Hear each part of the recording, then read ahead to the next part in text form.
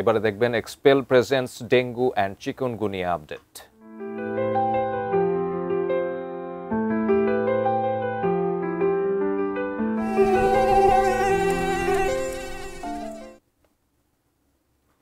আবারও বাড়তে শুরু করেছে ডেঙ্গু। ক্রমাগত বাড়ছে মৃত্যু ও হাসপাতালে ভর্তি রোগীর সংখ্যা। তবে স্বাস্থ্য অধিদপ্তর থেকে প্রকাশিত বিজ্ঞপ্তিতে কেবল হাসপাতালে ভর্তি রোগীর তথ্য থাকায় মিলছে না আক্রান্ত প্রকৃত রোগীর সংখ্যা। বিশেষজ্ঞরা বলছেন, প্রকৃত আক্রান্তের তথ্য না থাকায় হটস্পট ম্যানেজমেন্ট সম্ভব হচ্ছে না। ওয়ালিউল সাকিবের বিশেষ প্রতিবেদন। প্রায় প্রতি বছরই জুন থেকে বাড়তে শুরু করে ডেঙ্গুর প্রকোপ।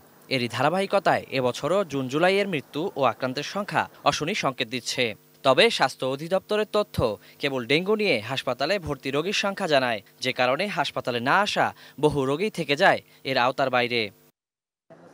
রাজধানীর মুগদা মেডিকেল কলেজ হাসপাতালে ডেঙ্গু আক্রান্ত হয়ে সবচেয়ে বেশি ৭২ জন ভর্তি আছেন। চলতি বছর এখন পর্যন্ত এখানে চিকিৎসা নিয়েছেন ৯৮৭ জন, মারা গেছেন ৯ জন। এখানে ভর্তি থাকা রোগীরাও বলছেন, ডেঙ্গু হওয়ার পরও অনেকেই আসেন না হাসপাতালে। আশেপাশে আমাদের অনেকে পরীক্ষা করলেও আসে, কিন্তু তারা আসে না। আমার অফিসেই আমাদের আশেপাশে অনেক ডেঙ্গু রোগী, সব এমন ১১ জন মারা গেছে। সবাই যদি আসে তাহলে তো জায়গায় হইতো না। এই জন্য তো যারা হয়তো টাকা পয়সা আছে তারা ঘরে বসে চিকিৎসা করতেছে। মশার জীবনচক্র নিয়ে গবেষণা করা বিশেষজ্ঞ ডক্টর কবিরুল বাশার জানান, আক্রান্তের প্রকৃত তথ্য ছাড়া ডেঙ্গু নিয়ন্ত্রণ সম্ভব না। কেবল হাসপাতালে ভর্তি রোগীর তথ্য নয়, কাজ করতে হবে ডেঙ্গু শনাক্ত হওয়া প্রতিটি রোগীর তথ্য নিয়ে। একজন মানুষ ডেঙ্গুতে আক্রান্ত, সে বাসায় বসে চিকিৎসা নিতেই পারে, কিন্তু ওই বাড়িটার চতুর্দিকে যে মশাগুলো আছে সেগুলো কিন্তু ইনফেক্টেড। ওইখানে হটস্পট ম্যানেজমেন্টটা করতে হবে।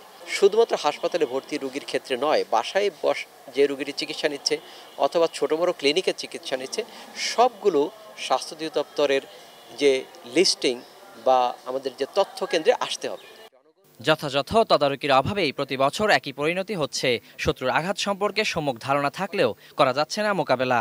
মনিটরিং রিপোর্ট দরকার, ইভালুয়েশন রিপোর্ট দরকার, এবং এই রিপোর্টগুলো নিয়ে গবেষকদের সঙ্গে বসে যে হ্যাঁ, আমরা এই প্রোগ্রামটি নিয়েছিলাম, বেসড অন দিস ইভালুয়েশন এবং মনিটরিং রিপোর্ট আমরা নেক্সট বছরের জন্য কী করতে পারি।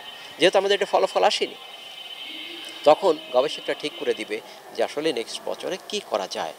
ডেঙ্গু নিয়ন্ত্রণে মশক নিধন কার্যক্রমে সর্বাত্মক জোর দেওয়ার তাগিদও দেন তিনি।